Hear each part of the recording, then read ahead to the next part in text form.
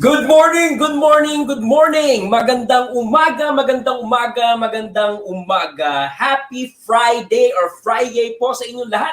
Nagbabalik na naman ang inyong lingkod, Mentor Myron Sta, the Corporate EnterTRAINER and Soft Skills Guru. At nandito na naman po tayo para sa isa namang siksik at makabuluhan na talaga naman punong-puno ng mga bagay na dapat nating matutunan para maging successful tayo sa buhay na isang oras ngayong Biyernes. At guys, welcome sa episode 1. Yes, very first episode po sa season 1 ng ating every Friday morning online show, ang EnterTRAIN, the EnterTRAINER. Alright? Everything you need to know about learning and development. So sa ating pong isang oras na online show na ito, ang mga target audience po natin ay ang mga professionals na nasa learning or training or talent and development. Okay? So yung mga company or in-house trainers dyan, training associates, training staff, training specialists, training supervisors, training team leaders, training officers, training managers, and then senior training managers, and then very senior training managers, and then so very senior, joke lang. Okay, and syempre doon sa mga kagaya ko po na professional trainers, speakers, consultants, and facilitators. Kayo po ang target ng ating online show na EnterTRAIN, the EnterTRAINER. At siguro tataka kayo, before anything else, Mentor Myron, bakit ba ang title ng show mo ay EnterTRAIN, the EnterTRAINER? Hindi po siguro lingid sa kaalaman ng mga sumusubaybay at sumusunod sa atin na ang ating pong branding in the thought leadership industry ay EnterTRAINment. Ibig sabihin talagang passion and purpose po natin na habang kayo tinuturuan ko, sinasanay ko sa mga kailangan yun yung knowledge, skills, and right or proper attitude, I deliver the learning or the wisdom through a very entertaining learning experience. So pinapatawa natin kayo. So we do stand-up comedy, literal entertainment. You know, I sing, I make people sing. I dance, I make people dance. So sabi ko nga when I am your trainer or training facilitator, dalawa lang po ang pwedeng mangyari dyan. Or isa sa dalawang bagay nito o pareho lang po ang pwedeng mangyari dyan. Una, you have fun. Pangalawa, you make fun of me. Or both, okay? So hopefully po you know, you already have something to write on kasi unless you have a very photographic memory, marami akong mga bagay na i-share sa inyo, no? And because this is episode 1, syempre doon muna tayo sa mga general stuff muna, yung mga basics or fundamentals ng learning and development, okay? So, before anything else, syempre gusto muna nating batiin ang lahat ng mga nanonood ngayon. I can already see real-time viewers tuning in on our both our watch party happening on my personal accounts, Facebook. And then, syempre, meron din tayong live stream sa aking Facebook page. Promote ko lang po ulit ha, kung hindi pa po kayo nagla-like or nagpa-follow ng aking Facebook page, it's www.facebook.com/the Corporate EnterTRAINER. Hindi po entertainer, although I do that. Okay, EnterTRAINER po. It's a wordplay between entertain and trainer. Okay? At streaming live din po ito no, at the same time sa ating YouTube channel or account sa youtube.com/Mentor Myron Sta. Okay, so yung Facebook, the Corporate EnterTRAINER, and then yung sa YouTube, Mentor Myron Sta. Okay? And then, as usual, although, you know, I don't like this to be a one-man show, ibig sabihin, yung ako lang magsasalita and then manunood or mag-jot down lang kayo, syempre, I would love to actively involve you guys out there. So please, please, please, feel free. Don't hesitate to ask me questions or to clarify something that's you know, confusing you or unclear, okay? And you may also comment on the thoughts I'm gonna share with you, okay? Because I know that, of course, this is for trainers, so kung meron din kayong mga personal best practices na dapat nating i-share sa ating mga tagapakinig o nanonood, then we will go ahead and do that, okay? So simulan na natin, guys. So bakit nga ba kinirate ko? Well, syempre talagang trabaho ko yan Trabaho ko yan maging trainer training practitioner passion ko yan purpose ko yan So I would like to share with you yung mga bagay na nakatulong sa akin para maging successful sa, sa passion na ito, sa craft na ito, sa trabaho na ito. And kung inyo po tatanungin po, no, before anything else, ano bang background ko sa training? When I graduated, okay, from college, ay pinakaunang trabaho. Actually, I am an education graduate, okay? For one reason or another, I decided not to take at that time the licensure examination for teachers yet. Actually, I have never taken that yet. Siguro down the road, tingnan natin. And then after graduating from college, pinasok ko na kaagad ang BPO industry. So that's where I rose from the ranks, okay, from being a call center agent to becoming a training generalist. So nagsimula ako as foundation skills, voice and accent, American accent, English language proficiency, trainer, okay? And then actually nagsimula ako bilang communication coach. So pag communication coach ka, may naka-assign na platform or account sa'yo.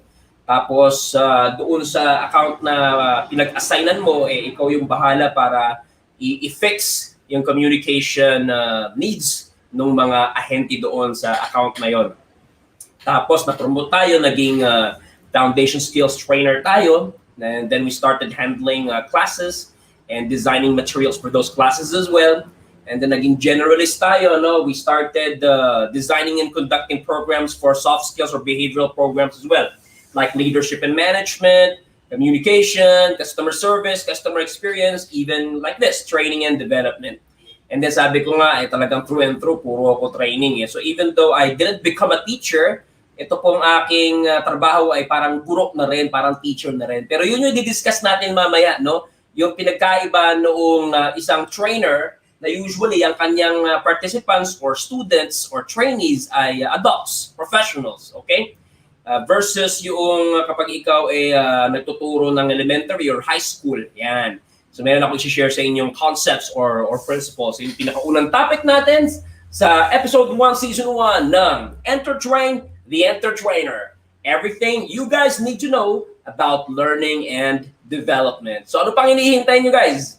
So kung kayo may mga kaibigan na kasama sa bahay, kamag-anak, kapitbahay o katrabaho na training and development practitioner or supervising or managing a training team, then share nyo ito sa kanya. Share nyo ito. Let's make this viral. Alright? Go ahead and start a watch party or share this as a post on your page, in groups that you belong to, and even sa newsfeed ng mga friends nyo para may matutunan sila, no? Kung hindi pa sila trainer, baka gusto nilang gawing propesyon ang pagsasanay, di maganda, no? Magkakaroon sila ng mga pundasyon na kailangan nilang malaman, right? How to start and where to start. Okay? And once again, remind ko lang po, nagaganap po ito sa facebook.com/the Corporate EnterTRAINER, yung ating Facebook page. At sa youtube.com/mentor Myron Sta. Meron ba tayong dapat batiin? Wala pa so far. So, let's get started. Okay? So, meron akong screen share sa inyo. And then, please pay attention to this. Okay? Okay, yun. Eto na. Okay. Balikan lang natin, ano? At parang hindi ata siya. Okay. Right?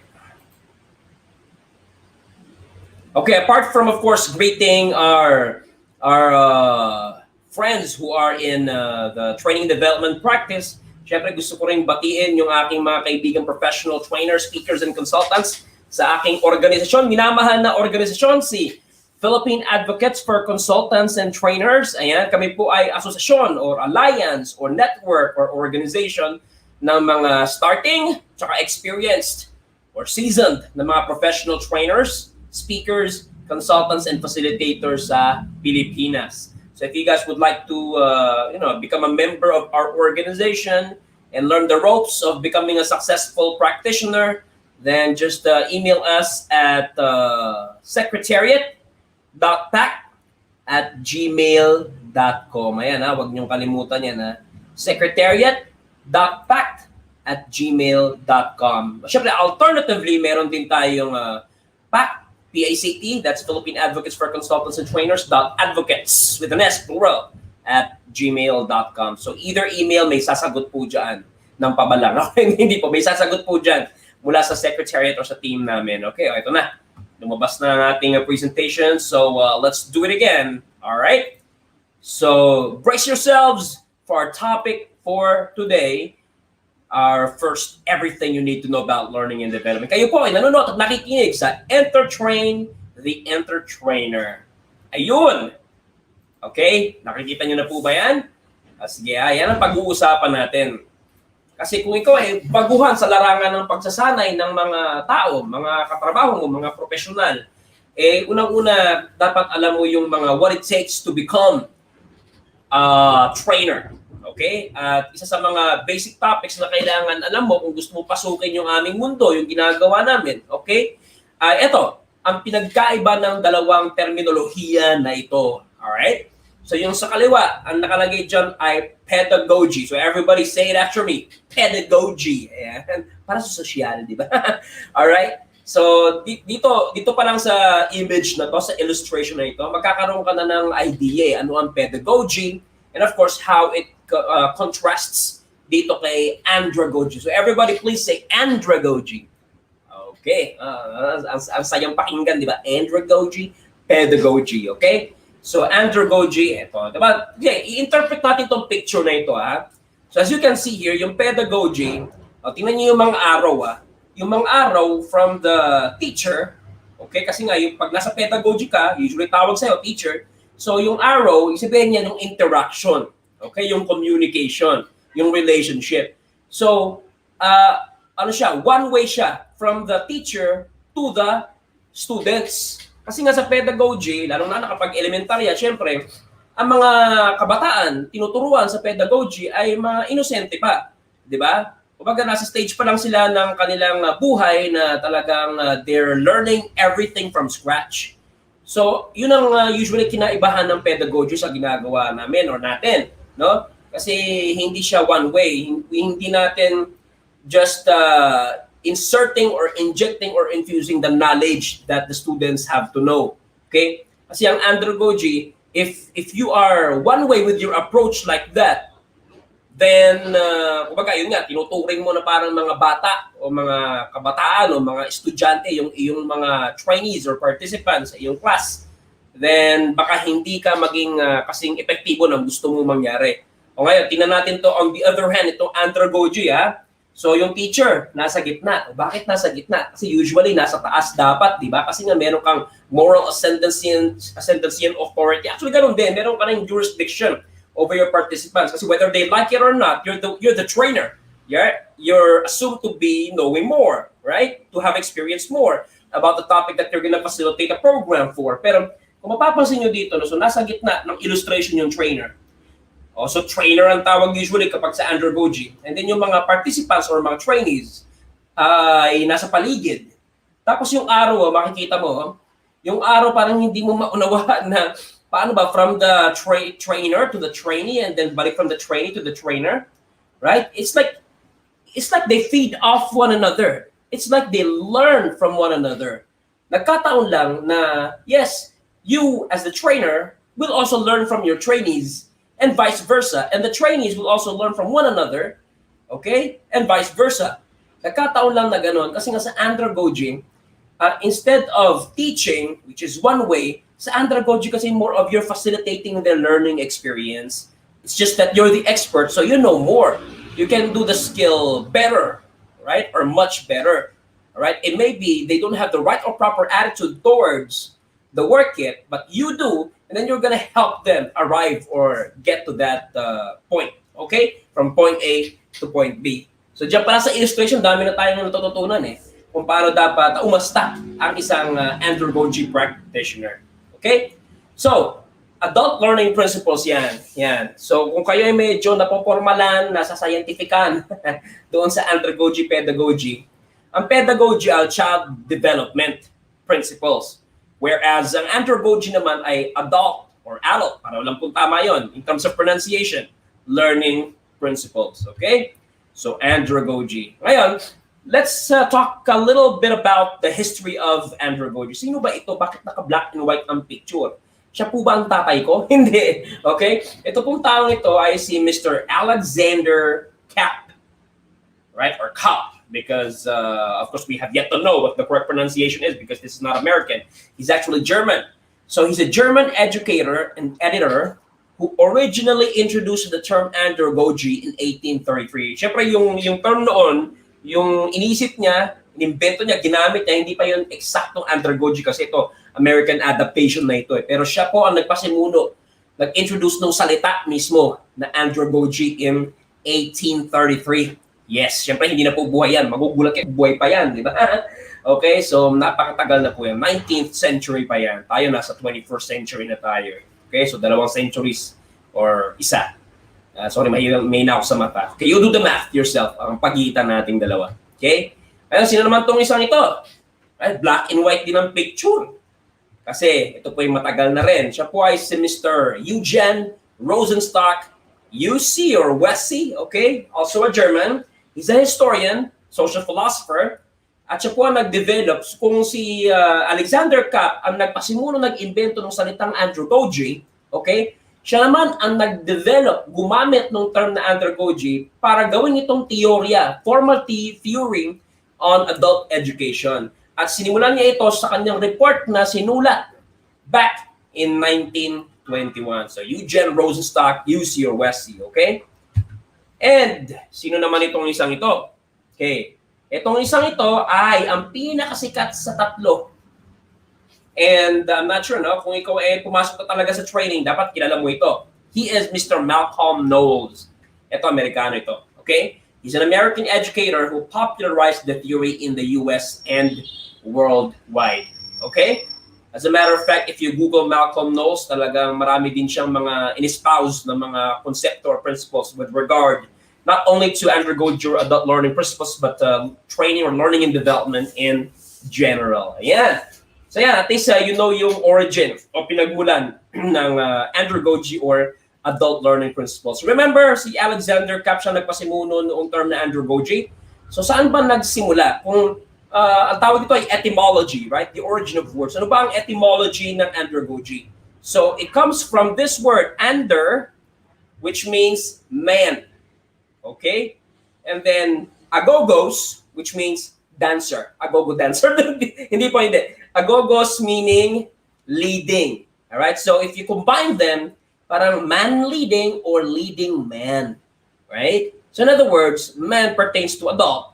So when you're into andragogy, you're leading adults. You're directing adults.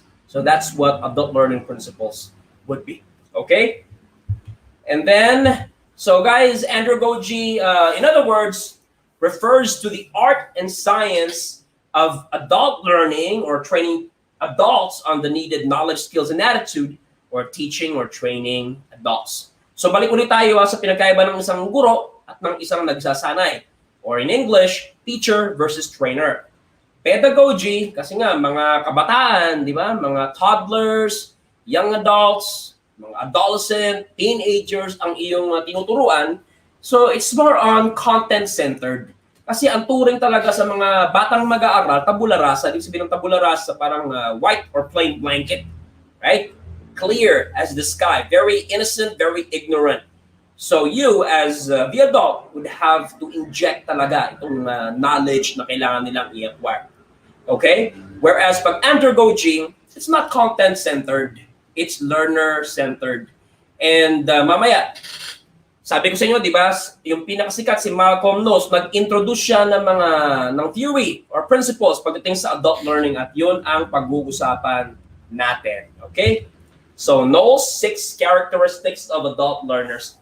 And before we deep dive into that, syempre, kailangan pag-usapan muna natin kung bakit kailangan nating alamin ang mga traits or characteristics ng mga adult learners. Pag sinabing adult learners, actually pag college ka, considered as an adult learner ka na eh.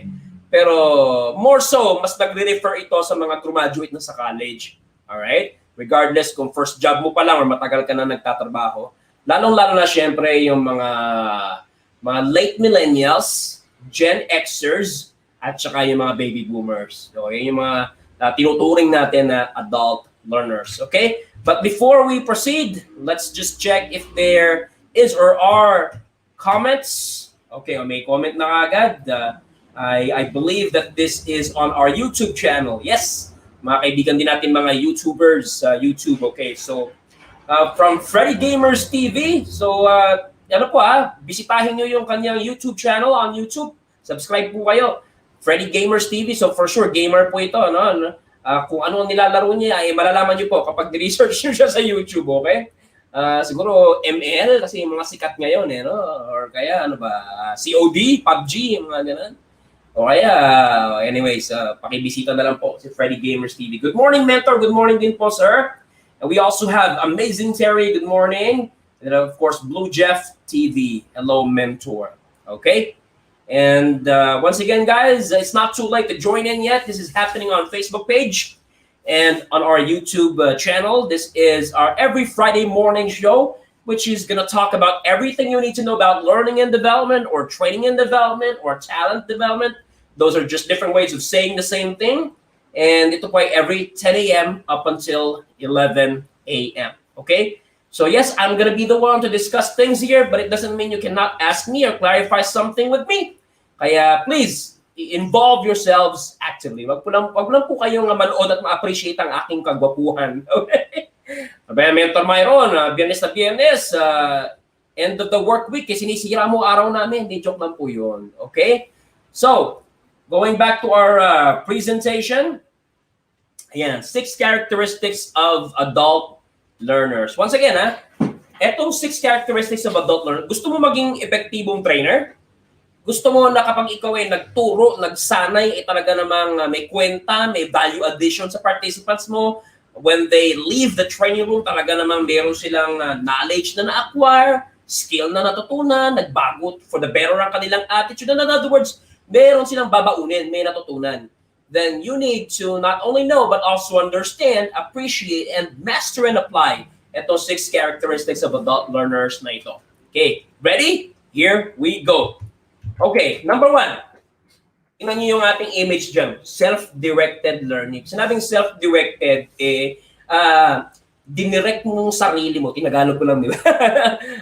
Well, tama naman talaga. Self-directed. Ikaw mismo ang nag-guide, nag-lead, nag-direct sa sarili mo sa pagkatuto. Kasi nga, the first characteristic of adult learning principles would be adults are autonomous and self-directed. Pag sinabing autonomous, di ba, may sovereignty, may freedom, merong distinct sila, distinct, unique, different. They're unusual. They're not like you, right? At sila ay mapagsarili, independent, right? So tama, totoo yung kasabihan na yan. Kasi pag tayo ay matanda na, unless ikaw isip bata, okay? Pag matanda ka na, talaga namang gusto mo, as much as possible, you do things your way, right? Kasi may naranasan ka na may napuntahan ka na may na-achieve ka na No matter how big or small, trivial or very important, meron ka nang nalakbay sa buhay. Okay? So that is what we mean by autonomous and self-directed. Of course, sabi nga, di ba, mga ibang tao kapag pinakialaman mo, kapag inutusan mo, kapag minando mo, sasabihin sa'yo, hindi na ako bata, may sarili akong isip, may sarili akong galaw, may sarili akong diskarte. So, of course, not all people are uncooperative. And this principle does not tell us that adults are usually uncooperative, right? No, it just says that kailangan, kapag ikaw yung trainer, lalong-lalo na kapag mas bata ka sa ite-train mo, right? Kailangan makonsider mo na hindi sila tabula rasa. Hindi sila zero knowledge, hindi sila zero skill, hindi sila zero attitude, alright? Meron na yung mga naranasan, nakita, napuntahan, okay, na-achieve sa buhay. And as much as possible, okay, nandiyan sila sa harapan mo, either ni-require sila na umatid ng training mo, no choice, wala silang magagawa, or talaga namang they went there on their own free will, then it's it's much more important na, okay, actually, you will be the one to learn here. You are gonna help yourself. You are going to lead yourself to learning something, acquiring newer, different knowledge, acquiring newer, different skill, right? Of course, training up your attitude. At the end of the day, this is you. You're the one learning. This is for your future. This is for your work. This is for your business. You want to learn or not, it's your decision. It's your choice. Yung ibig sabihin ng self-directed. Okay? So, ngayon, ito ang magandang question. O, Mentor Myron, nagigets ko na talaga namang lahat tayo ganyan. Right? We want to be treated as independent. As much as possible, we're already grown-ups. We can already think on our own. We can already solve our own problems and make our own decisions. So, as much as possible, we direct or lead ourselves. So, sa training, paano namin ma-apply ngayon yan? Okay? So, dito pumapasok yung, okay, magturo ka ng alam mo na hindi pa nila alam or alam mo na mas maraming alam, sila less na ang alam. Okay? Magturo ka ng skill na dapat nilang matutunan kasi kailangan nilang gawin sa trabaho. Otherwise, hindi sila pasusuweltuin. So, tatanggalin sila sa trabaho. Okay? Go ahead and encourage them to have the right or proper attitude. But let them do it their way in terms of how they want to acquire such learning. So dito papasok yung mga tipong, if you're familiar, and you can Google this, okay? Although sa mga next episodes natin, pwede natin i-discuss ito. Yung VARK. Ano ba yung VARK? VARK is the sound that the dog makes. VARK. May joke na po, bark yan, bark. Ito, letter V po ito. Ang VARK po ay acronym which stands for the learning styles of individuals. Okay? So ang nag-isip po nito ay a certain Mr. Neil Fleming from New Zealand, although he's practicing na sa US. Okay? I believe he's still alive. Let's hope so. Okay? So according dito sa VARK method na to, or principle, ang mga tao may kanya-kanyang style ng pag-aaral, ng pagkatuto, ng absorb ng knowledge or skill. May mga taong visual learner. That's V of the VARK. Ibig sabihin, they learn best or better when they see or visualize things. So ang consideration mo bilang trainer, kapag naalaman mo using tools or evaluation forms na mayroong mga visual learners or most of them visual learners, so kailangan talaga meron silang nakikita na hindi lang nila na-appreciate kasi maganda design, kundi may natututunan sila, may nakukuha sila out of. So dapat meron kang PowerPoint presentation, right? Dapat mahilig kang mag-drawing sa whiteboard or sa blackboard. Dapat mahilig kang mag-demonstrate para meron silang nakikita kasi nga, they learn best when they see something. And if they're able to picture something, what you want them to learn, mas pumapasok yung knowledge. Okay? Now, yung A naman would be auditory or oral. Right? Oral not spelled as O-R-A-L but spelled as A-U-R-A-L. Ibig sabihin, they learn best or better when they see or rather hear or listen to what you want them to learn. So sa mga sitwasyon na ganito, enough na rin yung nagsasalita ka kasi ang mahalaga doon may naririnig sila, may pinakikinggan sila at maganda or mahusay or malinaw at hindi nakakalito yung pagkaka-explain. Pero kung gusto mong i-enhance pa further yung learning experience ng mga oral types of learners, pwede ka rin magpakita rin ng video kasi may sounding yun Pwede ka rin mag-play ng mga audio clips or recordings na appreciate nila yan. Okay? And then yung R naman, actually, originally, VAC lang siya. VAC. Okay? Wala pa yung R. Pero dinagdag ni Mr. Neil Fleming kasi na-realize niya na parang may mga taong ganito mag-aral pero hindi naman sila visual. Ano ba itong R na ito? Reading, writing types of learners. Ibig sabihin, mas natututo sila, mas naiintindihan nila yung lesson, mas na-apply nila kapag sila ay nagbabasa. Kaya ang diskarte sa mga yan, pagbasahin mo sila. Okay? And kung mapapansin mo, yung mga R people, yung mga reading and writing people, kapag nagte-train ka, ang hilig-hilig din nilang mag-take down ng notes. Right?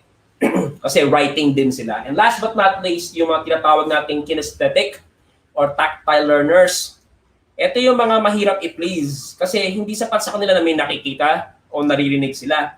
Right? Dapat yung pinag-aaralan nila, yung gusto mong ipahatid ng mensahe, dapat na-experience nila. Dapat may application, dapat may practical approach. Right? Either through demonstration, role play, simulation, or actually, let's do it. Right? You want us to become a better trainer? O sige, salang mo ako, magte-train ako, then critique mo kung tama pagkakagawa ko or hindi. Yan. So, yan yung isa sa mga applications itong characteristic na adults are autonomous and self-directed. Okay? Alright. Pangalawa. Back to pinapakita dito yung experience. Okay, may connection dito sa previous one eh. Because the second principle in adult learning principles or andragogy is adults have a wealth of life and work experiences. At yan sinasabi ko sa inyo kanina. Hindi porket ikaw ang trainer at meron kang supervision over them, eh parang mag-aastak-asta ka na parang, alam mo yun, know-it-all ka, smart aleck ka. No. Tandaan natin, halimbawa, ikaw ang sales manager at ikaw din na mag-train on them sa sales. Pero yung mga ika-train mo, it's not their first time working in sales.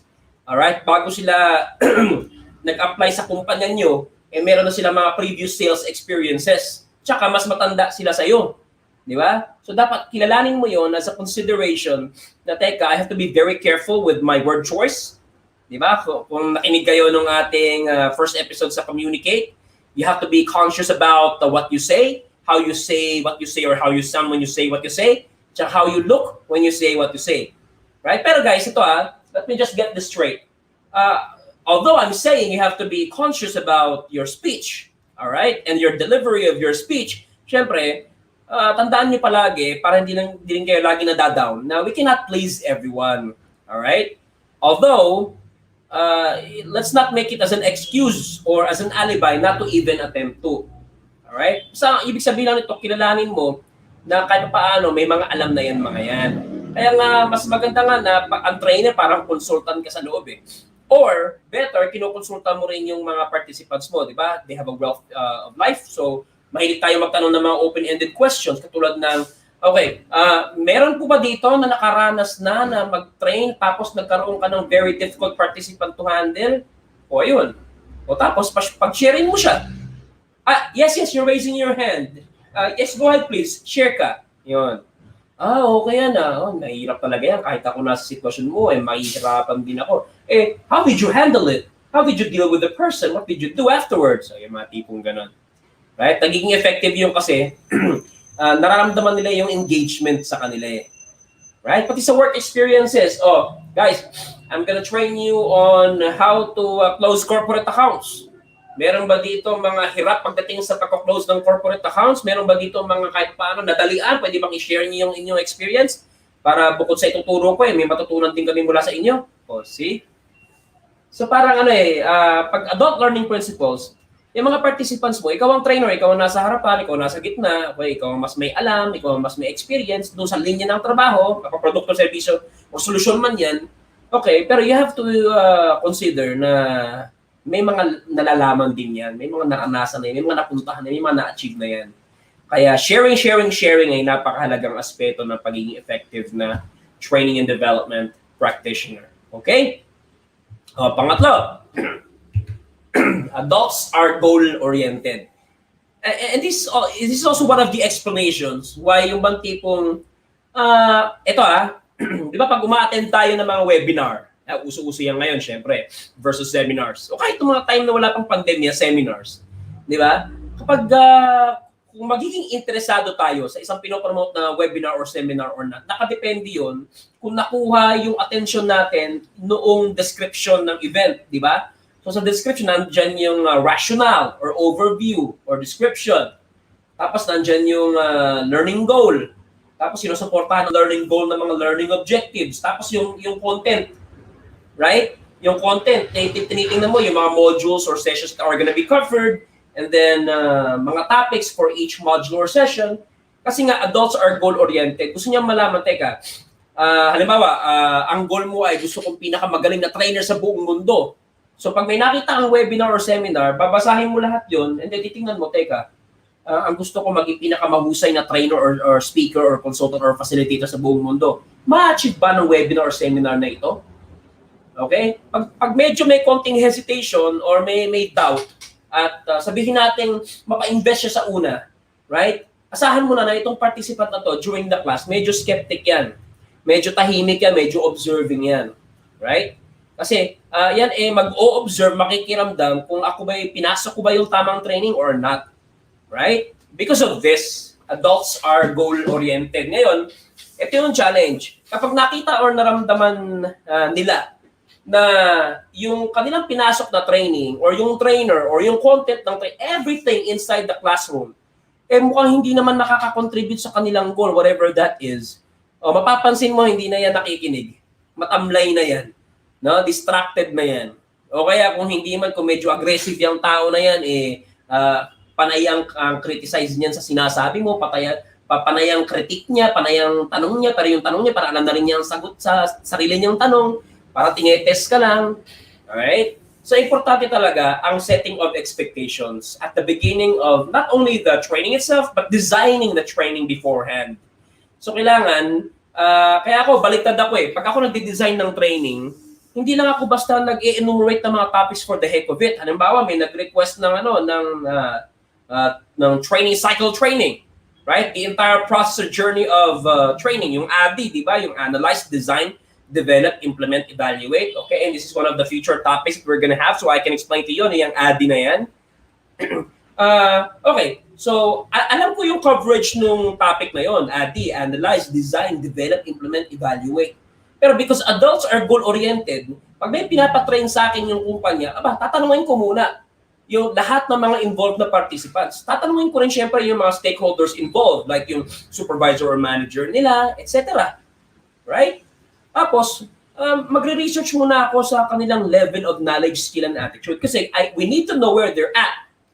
Okay? So we are able to know where else they can be or how far they can get to or from where they are. Yun. Importante din yun. Kasi minsan, magdi-design ka ng training, alright? Hindi mo inisip yung goal-orientedness ng mga participants. Yung mga topics na kinover mo sa training mo, alam na pala nila. Diba? So medyo tinatamad na sila sa training. So dapat, pag nag-train tayo, we need to be able to discuss something that they don't know yet, or maybe they already know about, but they're weak on, or they're coming short of. Alright? So yan ang explanation ng adults are goal-oriented. Bisitahin muna natin yung mga comments natin. Ayan, so Purple Widow. Purple Widow, pinsan mo ba si Black Widow?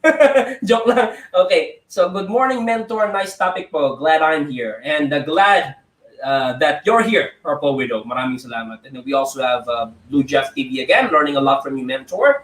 Thank you so much. And of course, Pinky Santos, good morning.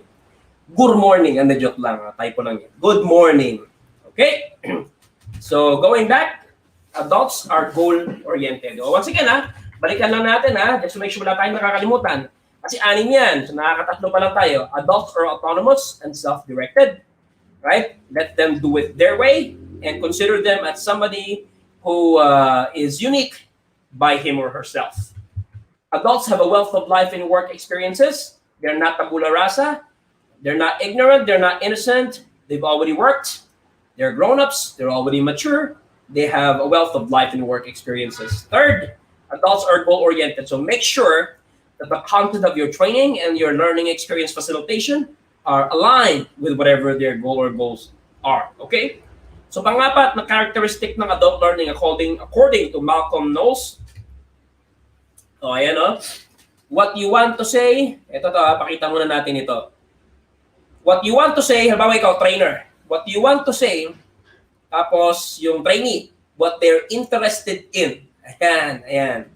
Tapos, pag mayroong gap yan, hindi nagpapang-abot, hindi nag-a-align, walang chemistry, right? Not on the same page, ika nga.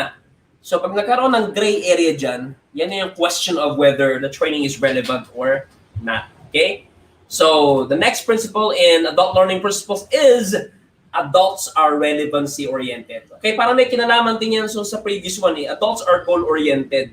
Okay? Kailangan yung training na dinidesign, pinafacilitate mo, makakatulong kung ano man ang goal nila. Kung saan man nila gustong pumunta, kung sino man nila gustong maging. So, ganun din, adults are relevancy-oriented. Kapag nagsimula na silang magtanong na, teka, para saan nga ba ito? Bakit tayo in-enroll sa webinar or sa seminar na ito? Right? Para saan ba ito? Paano ito makakatulong sa atin? Parang hindi naman ni-research yung content. Parang sa ibang grupo ata yung content. Right? So, yun nga So, merong disconnect sa content, what you want to say, and then what they're interested in. They seem to be interested in something else. Okay? So, walang relevance. So, if that's the case, then magiging challenging yung, hindi lang yung mga participants, but the entire learning experience. Okay? So, once again, alamin natin kung anong goal nila at i-pattern natin yung ating learning experience doon at every step of the way from start to finish kailangan relevant yung ating sinasabi, relevant yung ating pinapakita, relevant yung ating pinaparinig at relevant yung ating pinapagawa. So napaka big matter, big deal niyan pagdating sa design ng content pati ng instructional methodologies natin bilang trainer. Okay? So hopefully everything is clear. Alright, sumunod. Bakit ako nagpakita ng picture dito ng kamay ng isang, obviously, bata, tapos makulay, tapos may smiley pa, tapos ano ba ito? The next principle in adult learning principles is, adults are practical. Alright? Practical yung mga yan. Yung bang tipong, ano ibig sabihin yan? Ako, totoo lang, I respect theories. Right? Patulad niya, no? Sa presentation natin ngayon, meron tayong etymology ng salita, meron tayong history ng mga taong involved dito sa pinag-uusapan natin.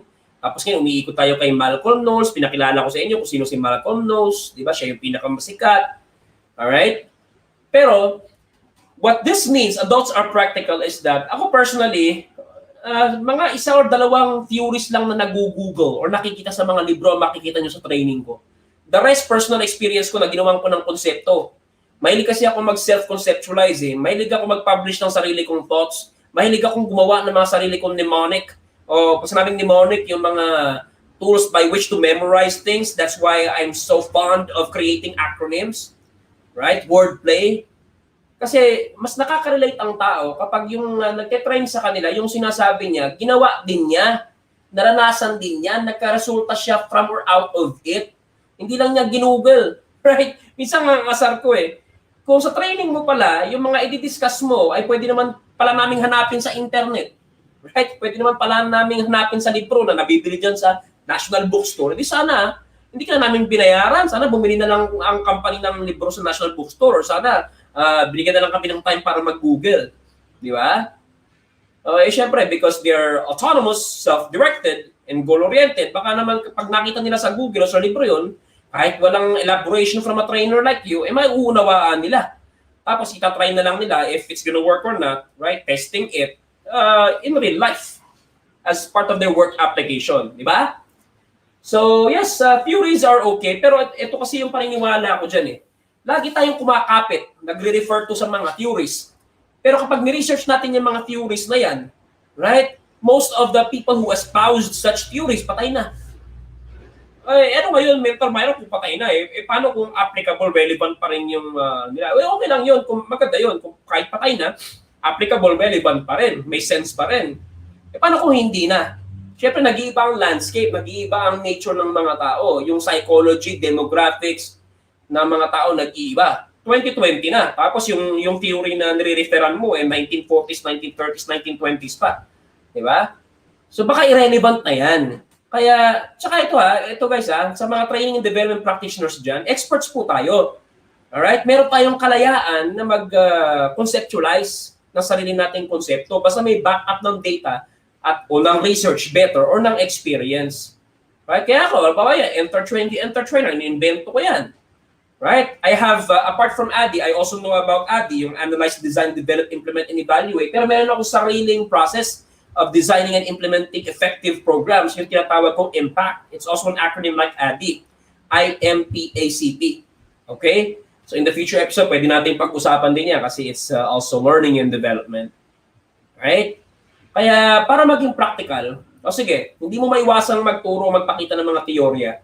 Pero kailangan magbigay ka ng mga case studies or examples na kung paano yan mai-relate sa totoong buhay, na kung paano yan mai-apply sa trabaho or sa negosyo. Right? Kaya more often than not, bilang isang effective trainer, kailangan mag-design ka ng mga role play, ng mga simulation. Ayan. Right? Iparanas mo sa kanila. Oh, guys, that's the theory. Let's try it. Let's give it a go. Let's put it into action. Let's execute it. Yun. Tapos, after ng execution, mapa-role player simulation man yan, syempre you give them feedback, di ba? Okay naman yung sinabi mo, okay naman yung pagkakagawa mo, ngunit subalit na tapwat, ganun. Nako, sabi ko sa inyo, talagang perfect yan. Pagkatapos ng learning nila sa iyo, 1 day, 2 days, 3 days man yan, grabe. Power na power yan. No? Baliw na baliw yung mga yan. Kasi sobrang dami nilang natutunan. Hindi lang siya informative, kundi napaka-relevant and practical pa. Talaga namang applicable na applicable sa trabaho. Okay? Okay, we're now down to the remaining principles of adult learning. Then bisitahin muna natin ang ating mga comments. Okay, so far wala pang additional. Once again, guys, this is happening on facebook.com/the Corporate EnterTRAINER. At ito din po ay simultaneous na nangyayari sa youtube.com/mentor Myron Sta. Kung nagugustuhan niyo po ang ating content, no, about learning and development, about training and development, about talent development through EnterTRAIN, the EnterTRAINER, episode 1, season 1 pa lang po tayo. Please go ahead and share this. Start a watch party. Let's make this viral. Let's share this with a lot of people. Okay? So, dahil tayo po ay nasa last 2 slides na po, mag-commercial muna tayo para makahigop din naman ako ng mainit na tubig. Baka ako mawalan ng boses eh. Okay? Alright, sige. Mag-commercial po muna tayo. We will be right back. Please stay where you are. Don't go away. Weightlifter ka. Di ba, para bumaon ng pako, kailangan mong puppukin ng paulit-ulit. Ay, yes ma'am, para pupupuk ng pako, martilyo po talaga gamit.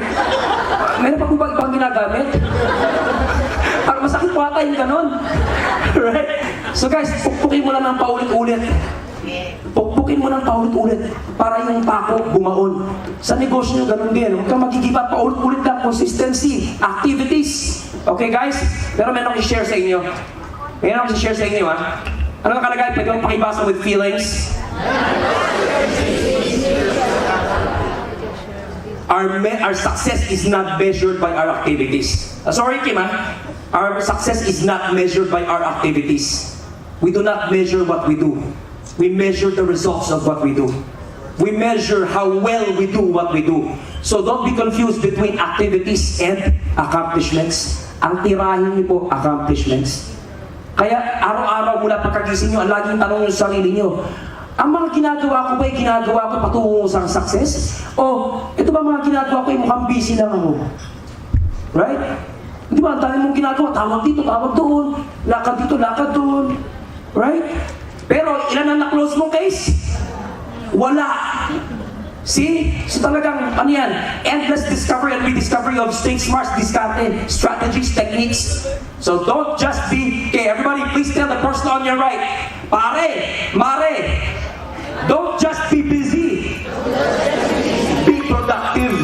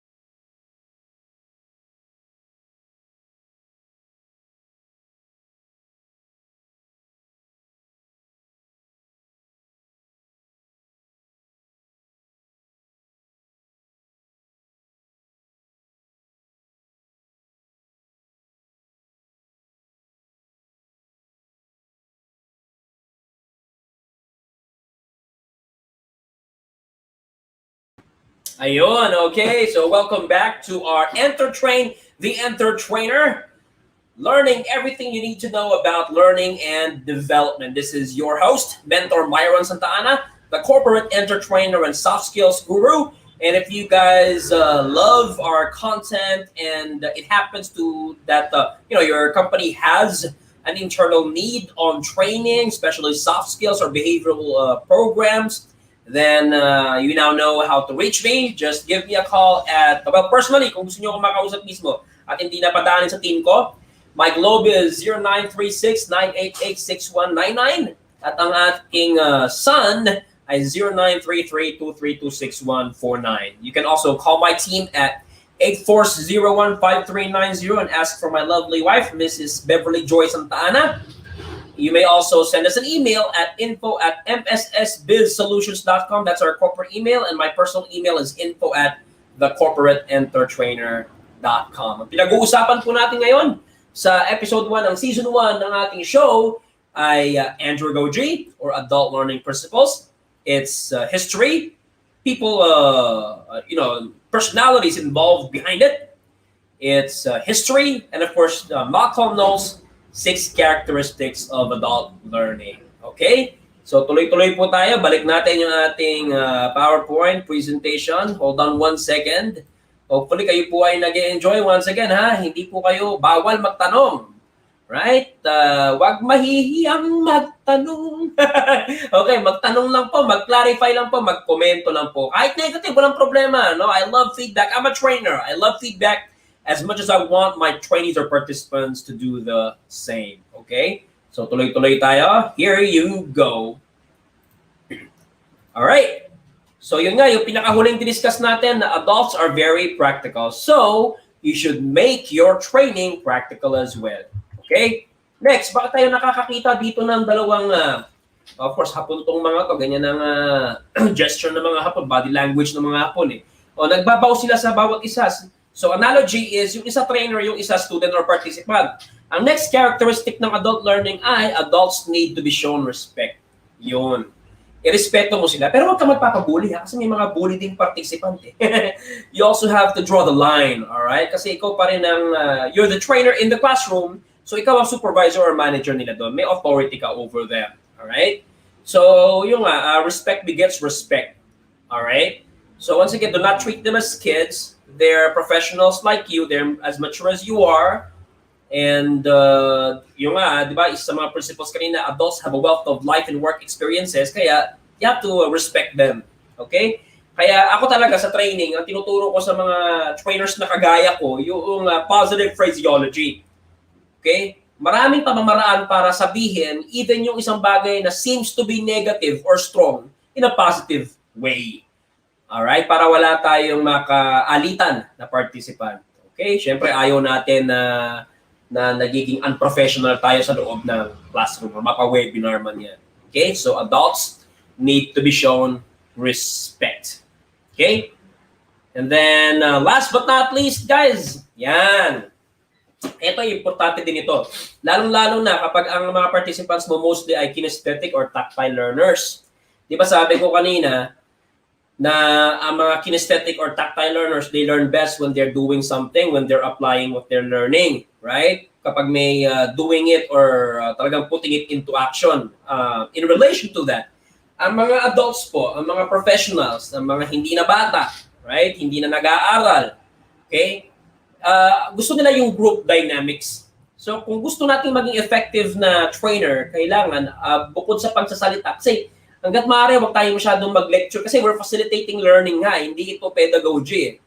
Right? Ang pedagogy, normal lang na nagle-lecture, pero ang andragogy hindi. So go ahead, mag-share ka, maging informative ka, share ka ng mga konsepto na hindi pa nila alam, okay? Tapos yung babaapan mo ng mga application, kasi nga adults are practical, pero para din engage sila, hindi lang with you, but with one another as well. Na-appreciate din po ng mga adult learners yung nakikipag-group sila with other people. Okay, nakikipagkwentuhan sila, basta syempre related doon sa training with other people. So let them work with others. So kaya nga nauso yung mga salitang breakout sessions, group dynamics, group work, group presentation, alright? Okay, mga body up, di ba? Pinapares-pares mo sila. Yun. Kasi that's not just for application, kasi they also learn from their partners or their group mates, right? Tsaka it is in group dynamics that they get to explore the applicability of what you're training them on. It's also through such interactions that they come up with scenarios or situations, and then they throw those at you para, ma-address yung concern or masagot yung question. So napakalaking tulong pag meron tayong mga group work or interaction activities sa klase. Mas na-appreciate nila yan.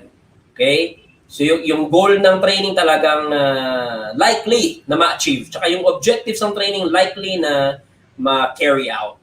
Okay? So yan po guys, tandaan po natin yung Malcolm's from Mr. Malcolm Knowles, 6 characteristics of adult learners. Okay. So maraming salamat po sa inyong panonood at sa pagkatuto mula sa ating presentation. And we're now down to the last 2 minutes. Tapos na naman po ang Friday. This is the last day of the work week. Unless may mga Sabado pa kayo, ang sasabihin ko lang, good luck. Kami magpapahinga na. Di, joke lang. Alright. Siyempre, kudos sa lahat ng mga nasa 6-day work week. Basta kapit lang, no? Alam mo yan, kapag gusto mo o mahal mo ang ginagawa mo, parang hindi naman trabaho yan. O kahit na nai-stress or nape-pressure ka, just focus on the positives. Alright? Just remind yourself of the deepest why. Why are you working? Whom are you working for? Why are you doing what you're doing? Pero going back to our topic, guys. So once again, hopefully nakatulong po ang ating discussion patungkol sa andragogy or adult learning principles at sa 6 characteristics of adult learner. So maraming salamat po sa lahat ng mga nanood. I can still see viewers. Salamat sa pagkapit. Okay? And sa mga nag-like, nag-heart sa ating live stream, maraming salamat din po. Ito po ay magiging permanente na. Kung ito po ay yung na-miss nyo yung kabuuan, magiging permanente po itong posting sa ating Facebook page. Once again, like or follow facebook.com/the Corporate EnterTRAINER and subscribe to our YouTube channel. Nandun din po ito. Magiging part na po ito ng ating video list sa youtube.com/mentor Myron Sta. We've just run out of time, guys. Oh, by the way, guys, meron lang po akong advisory.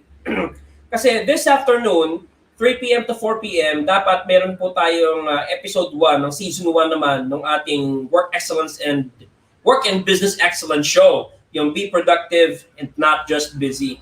But I'm sad to inform you guys na it's gonna be put off until the following week, yung ating premiere episode.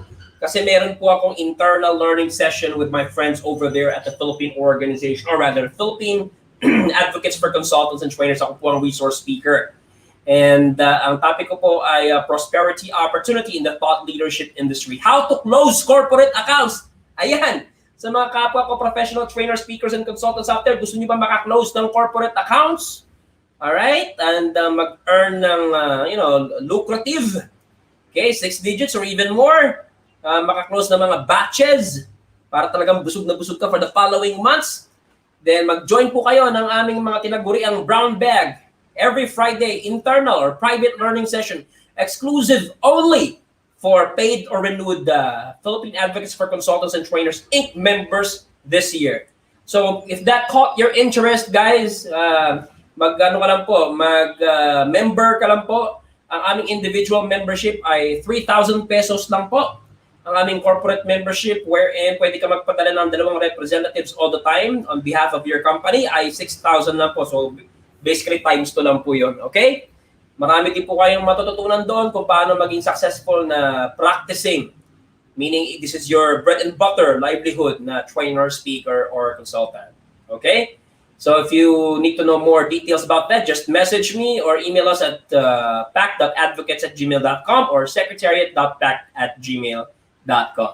Okay guys, tapos na po tayo sa first episode ng EnterTRAIN, the EnterTRAINER. So I hope the EnterTRAINER in me was able to EnterTRAIN you. Everything you need to know about learning and development. For the last time, all I want to say is that when the day ends, we just have to ask ourselves this question. Was I really productive or was I only busy? All right? God bless everyone. Enjoy the remainder of your Friday and look forward to this weekend with your loved ones, your family, your friends. Take care. Bye. See you again sa next episode, ha?